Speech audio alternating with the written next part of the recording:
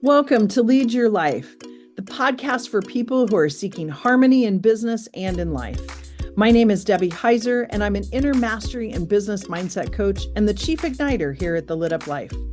I feel an urgency to help people let go of past messaging so that they can make a lot of money doing what they love without sacrificing what they value most. Welcome. We're glad you're here. Straight from the corners of my mind is where I find my sanity.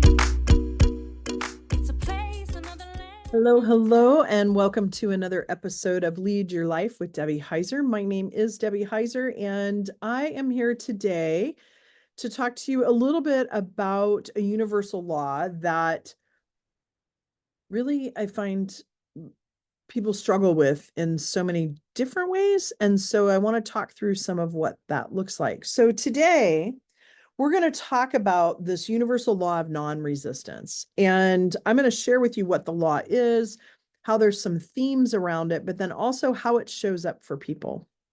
So when we think about resistance, think about a time where you resisted something and you knew you did. And usually there's a fear behind it.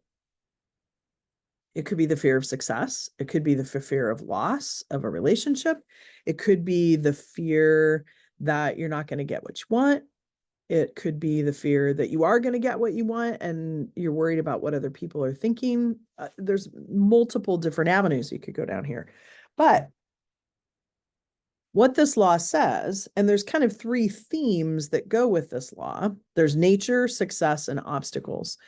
And what this simply means is that order is heaven's first law. The universe, like if you look around our world, it's ordered and it operates for the good of the whole. God is always for you. The universe is always for you. Spirit, divine is always for you. Divine or spirit, God, it's always moving you forward. It's never asking you to go backwards or be smaller. And so when we think about it, when I look at the world, for me, the easiest place to see order and to be reassured that there is order is in nature. Because nature is this outward expression of the universe's order. And if you think about the process of nature, nature always rights itself. The only time it gets messed up is usually when us humans are doing something that then shifts the nature of order, or the order of nature, excuse me. But then nature always figures it out and always corrects itself. So, when you think about nature and knowing that there is a process, there's an order to things, I think about the seasons, right? That there is a time to plant and there's a time for growth. There's a time to harvest and a time for rest. And so like all of those things show order. Now, it doesn't mean if I live somewhere warm that I necessarily feel the cold air in the morning, but there are processes or this order that happens to things. So thinking about nature and thinking about how the universe is always for you, sometimes we don't always see it. And when I think about the universe is always for me, I also think about the song by Garth Brooks called Unanswered Prayers. And the idea of sometimes what we think we want is not necessarily in our highest good. And I'm just going to keep using the word God, don't get caught in semantics and use what works for you, but like God's always providing what I need. I may see it as something different. And I talk about this man or woman that's drowning and how they get to the pearly gates and they're like, why didn't you save me? And God's like, well, you mean the surfboard I sent you and the boat and the helicopter, but in your mind, you saw the Coast Guard saving you. And so you couldn't accept or receive what was coming your way. So other universal laws weave in with this, right? But it's sometimes we're resisting because we think it should go a certain way. and we're under this perceived impression that we have control. Like we co-create, but when it comes to control, control is trying to predict and create the outcome the exact way that you want it. Now, this person could have been saved doing these other things that maybe they hadn't expected it in that way. And that's the art to this, right?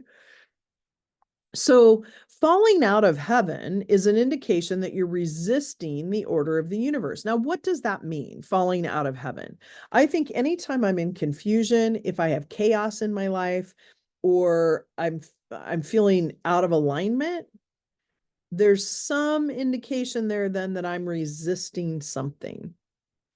And so that's when I need to do a self inventory. I need to back up and say, okay, what am I resisting? Is there something here that I'm afraid of?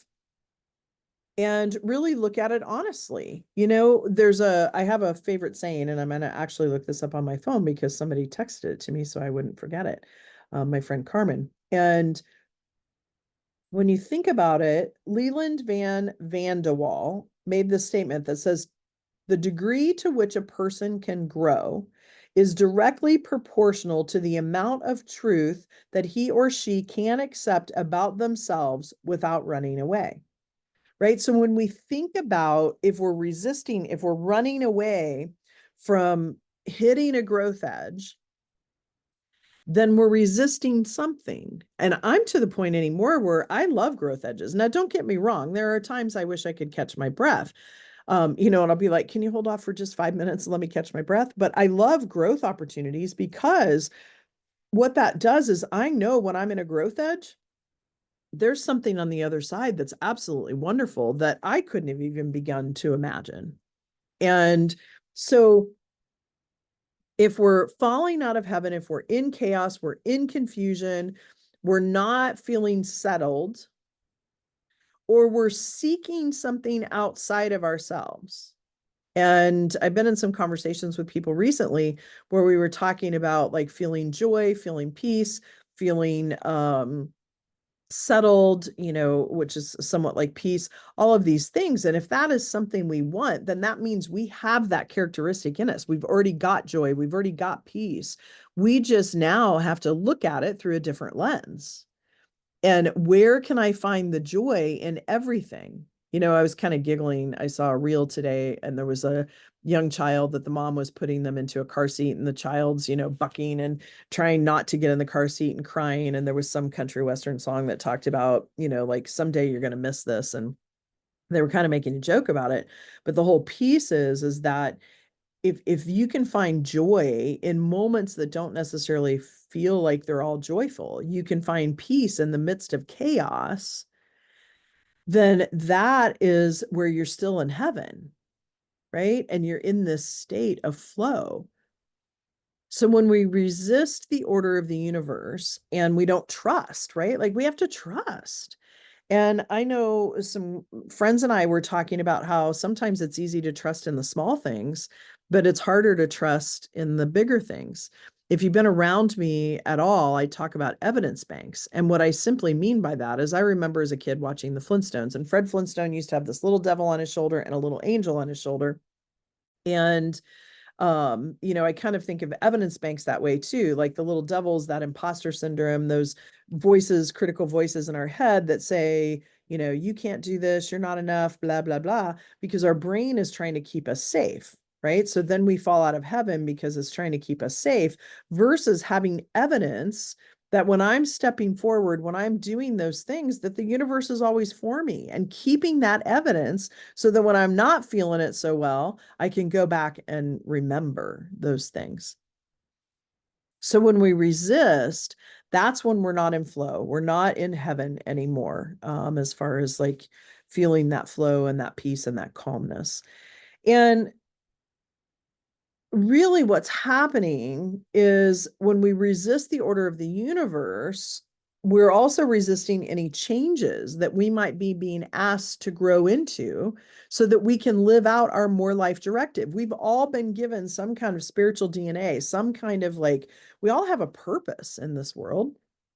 And, that's for each of us to figure out. And every single one of us has a different purpose. And when we're living in that purpose, that life directive, there's something connecting, right? And that's this idea of living a lit up life, like finding that so that you feel like you're in the right vehicle. You feel like you're doing your life's work. And some of you are going to go like, I'm way okay. I don't want to do my life's work. I don't need to go into the growth edges. And you know what? No judgment. What I'm talking to and who I'm talking to are those of you that feel it and that want it more. Now, I'm also talking to those of you that choose not to, and that's perfectly fine.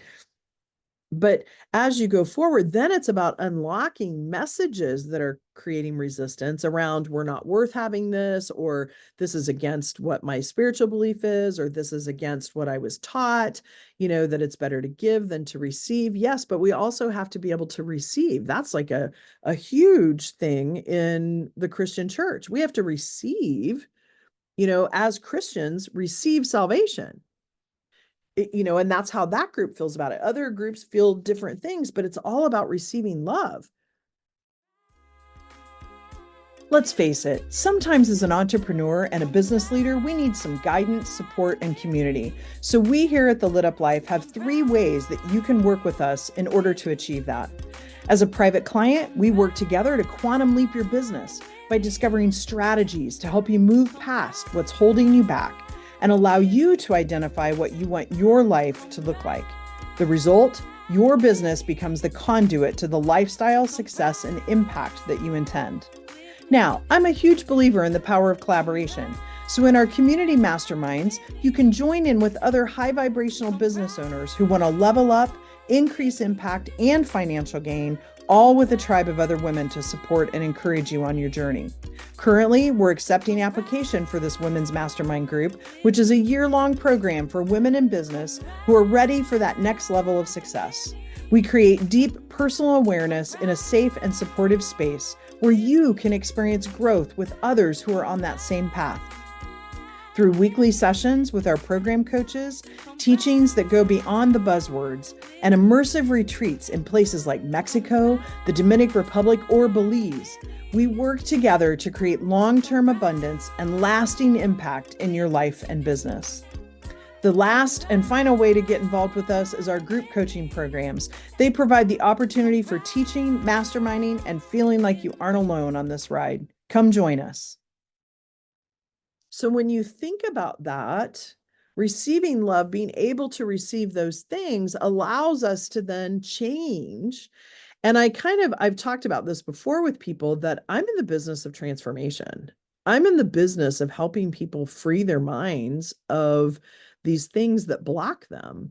But what happens is I have people sometimes that I speak with that they want the transformation, but they don't want to change. And that's not how that works. And it doesn't have to be that you change everything the way you look on the outside. It doesn't mean that you have to change everything on the inside, but there's perspective that needs to change. There is messaging that needs to change. And so it actually breaks my heart when people are in that point because it's fear then driving them. So I talked about how nature fits into this. And the other one is about success. And particularly in this Western world, we talk a lot about what we do, and that defines a lot of who we think we are. And, the more and more I travel and the more and more I get to know myself better, there's some benefit to people asking about what you do, because then you can talk about what you do and how excited you are about it. And it can lead to people working with you. But when I think about it, we're so much more. When you travel to other countries, and I just was talking about this at my retreat, and someone brought up when they were in Spain, when you say, what do you do? That's not the work that you do, but what are things that you enjoy?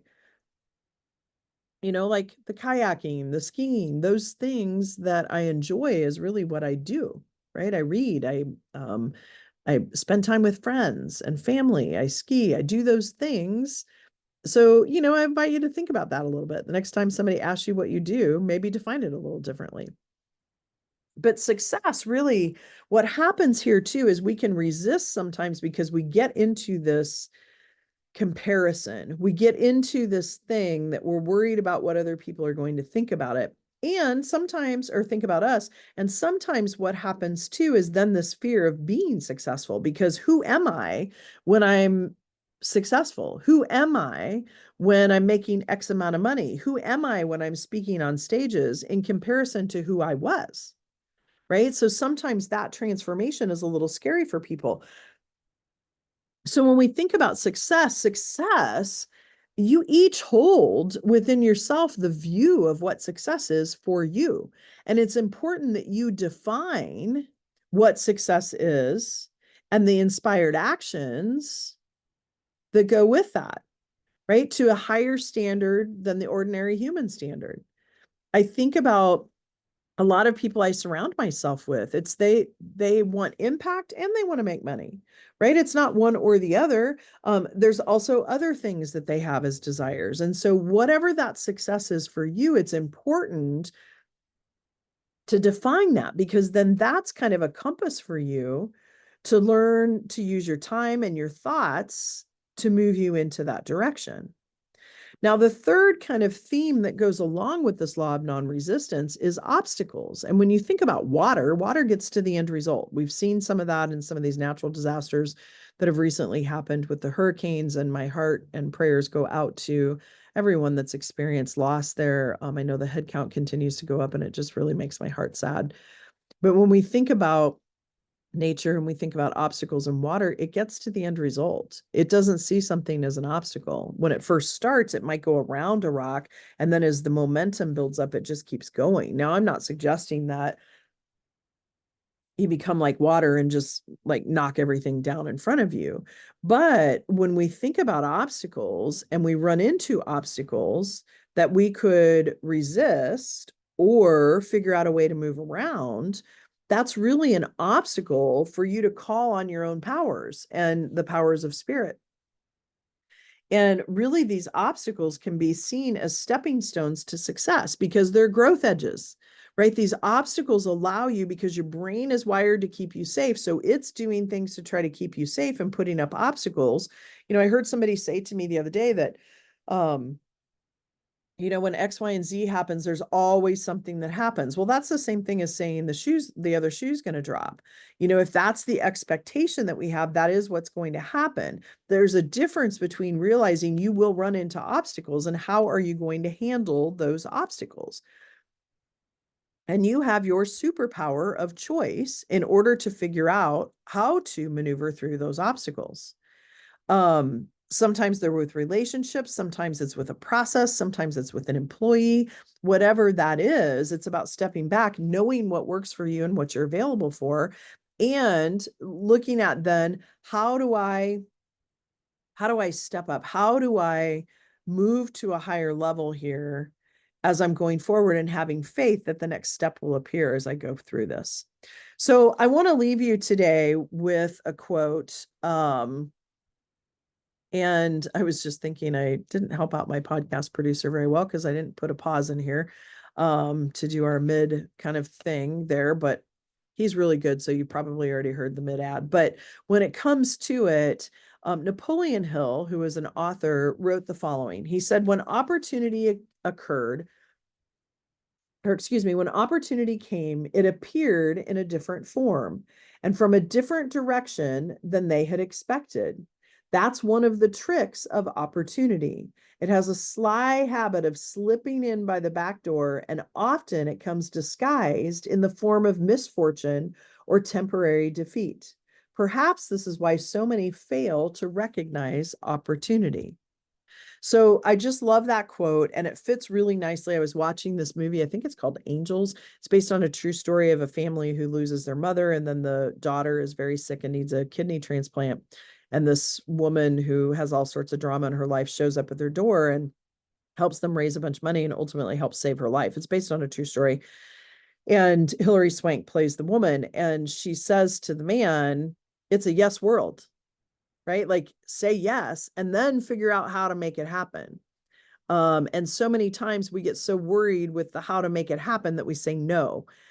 So think about that as a yes world and create the opportunities, look at those obstacles, look at those misfortunes and temporary defeats as ways to move forward with non-resistance into your higher calling and more life directive. And with that, everybody have a fantastic week, and we'll talk to you again soon.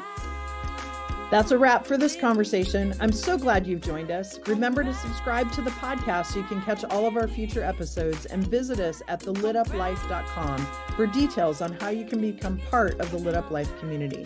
A quick shout out to my friend Jackie Wilson and her friends, the creators of our amazing theme music. Thanks so much for allowing us to share this perfect song with our listeners. Looking forward to having you listen in to our next episode.